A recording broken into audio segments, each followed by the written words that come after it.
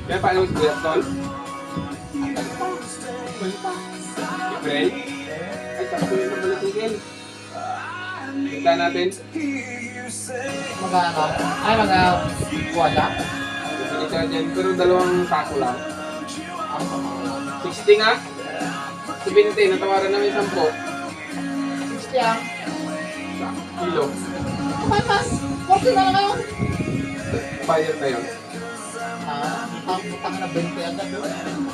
Wala ka pa ang kita niya sa ano? Farmer? Yung ano, yung maliliit, 30. Nabili ka pang gamit lang nila. Naparang naman Ano, balat. Balat? Oo. Pero kung mga 2-3 lang kayo sa bahay, no?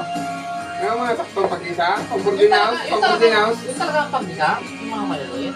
Kasi yung mga malalaki, pang ano yun, panghandaan yun. Yung marami yan baga na babalitan mo na marami agad. Yung handaan, tapos ganun kaliliit, putang ina. Patay ka sa balat yun. Gaiyak ka na. Balat ka pa.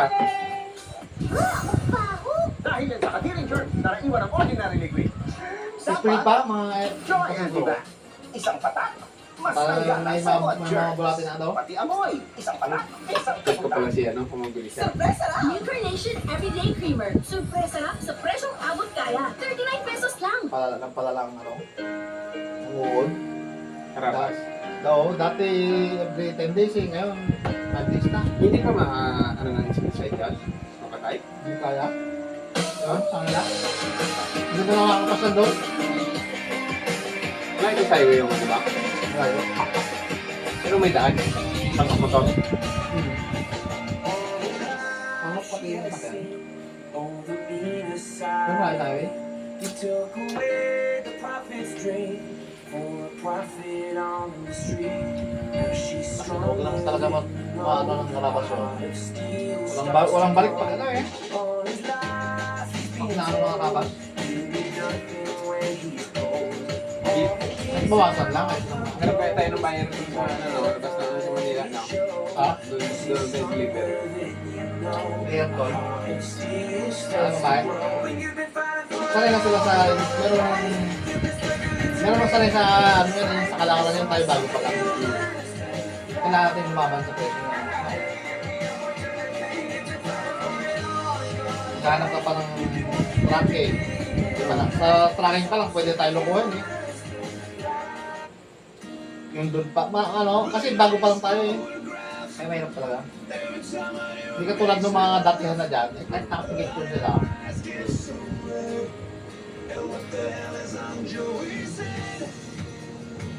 Eh ako, wala rin akong alam dyan. Sa pag-aalaga, may alam ako kahit content.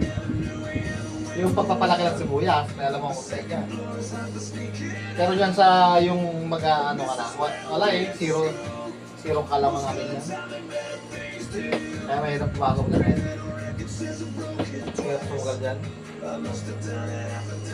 Mahirap dyan, pagdating doon, biglang baba ang presyo. May nangyari na sa chewing ko dati yun eh. Hindi dapat puntak mo na. Fix mo Yun na. na. Ganito yung price natin. Ay, yun nangyari nga gano'n. Sabihin, bumaba na yun. Eh, kung may nagkalok doon. Wala pa namang down payment, hindi pa naman nagka-down payment, di ba? Pwede pa umatasin. Kasi pwede kang lokohin din yan dahil wala ka naman talaga sa industry, hindi ka pa kilala. Pero lang, ikaw lang talaga nagabiyahe. Kung kunyari sa Palawan, ikaw lang nagabiyahe, pwede pa yun. Hindi ka nila manloloko eh, dahil no choice sila. Eh kung dyan, hindi ka lang. Hirap. Pakilala ka agad. Ang pulis ka. Ay, ba naman yun? Eh, hindi ka naman makakapunta doon eh. Kung tawag-tawag ka lang yun naman eh. Di ba? Samahan eh, no? Kung tawag-tawag ka lang eh. Samahan mo, di papalang pa pa dito eh. Lagas na nasa puligon dyan. Pero kung kita ka ng mga, ano, mga half billion, no? Kung nakasimula ka na sana ng kahit konting transaction. Kaya nakamisan ka lang. Ano pala ako to, mag-stand ako ng bayad ng Palawan. Ayun, pwede yun. Pwede yun, may sure na tayo. Mamili ka dito. Mga ilang sako nga ano yun? Ilang lata ba yun? Hindi, ilang lata yung bili mo? Diba? Kaya sa 70 ang isang lata magawa na yun, di ba? 70.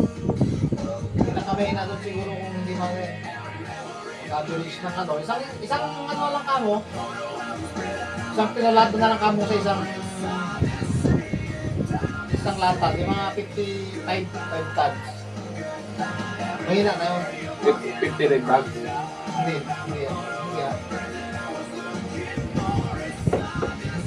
1,000 ano? Subukan mo 1,000 kilo. 1,000 kilo. 27 na nga red bag, di ba? Isang red bag. Average.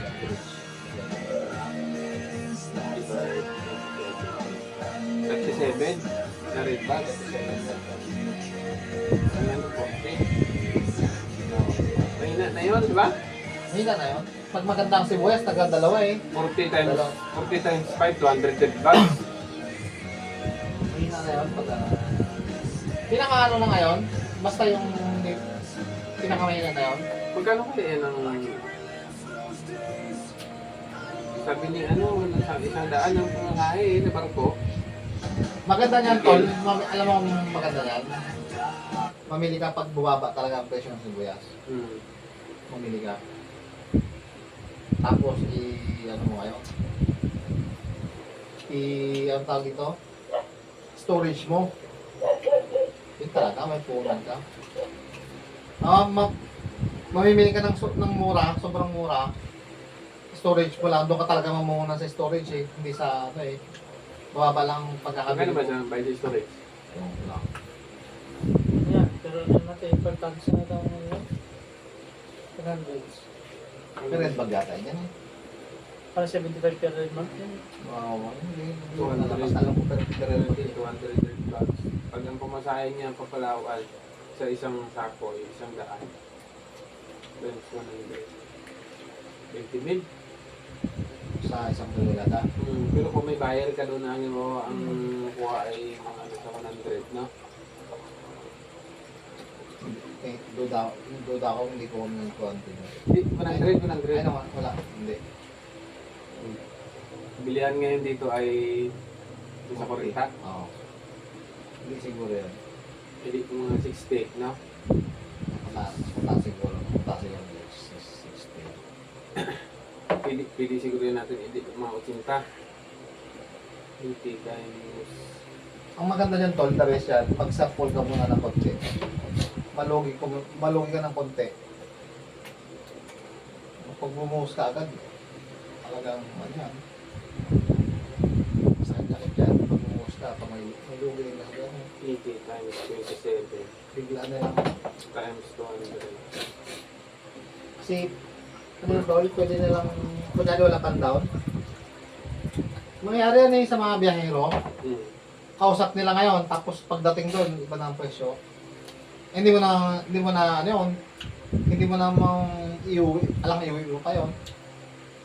Babaratin ka na doon eh, parang doon na. Babaratin ka na doon.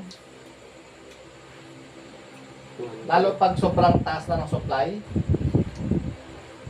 mag-ano na yan eh. Ang tawag dito, pag sobrang taas ng supply, ikaw, ibababa mo na yung presyo mo, yung ibang kausap mo. Kasi hindi lang sigurado, hindi lang ikaw ang kausap yan, dahil sila, yung kausap mo doon, may kausap na yan, makikinsert ka lang. May kausap na yan sila na ano, ng mga tender na talagang sibuyas doon. May mga kausap na yan sila, may mga suki na yan. Ang habol mo na lang doon, makasingit ka. Siyempre, hindi kukuha sa'yo kung mas mataas ang kuha mo. Ang bigay mo, kailangan mas baba ang bigay mo. 200 red bags times 27 kada red bag, diba? 5,400 times kung ang sinta ang price nito. 232,000 minus pamasahe mo papunta doon 20 mil. May 412,000. Palagay natin kung dito ka lang magbinta. Ang kuha ay 40 Oh.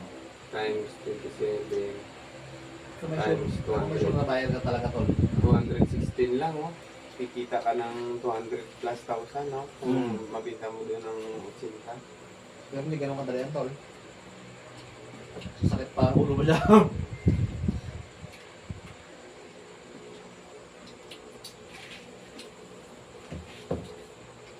Maganda maglabas ng magganyan tol, yung storage siya na. Katulad ngayon, yung may naka-storage ka, ilabas mo ngayon nung bago mag-import.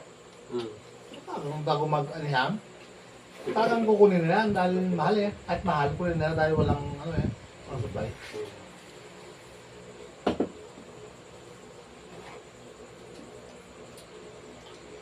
Pero mas madapis yung ganyan kaysa sa magsaka tol, may pera ka.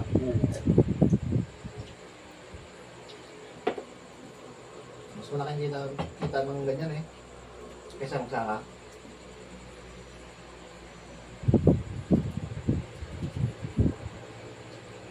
Sa Iloilo, dati mga tuloy mo nag-biyahe sila. Sila mismo, pagdating nga na doon, binabarat na. Kasi siyempre, barating ka na, hindi mo na alang ibalik mo pa yun. Di ba? Gumastos ka na. Another gastos na naman, pagbalik mo dito yun.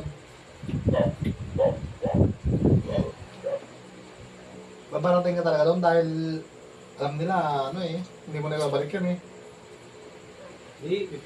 Balik ko to. Kung ganun ang puhunan mo na malaki, pwede mong ibalik yun.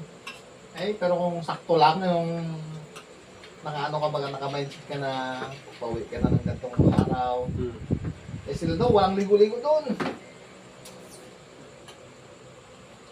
Marami kahirap din. Kasi Guerrero, buhay pa rin talaga.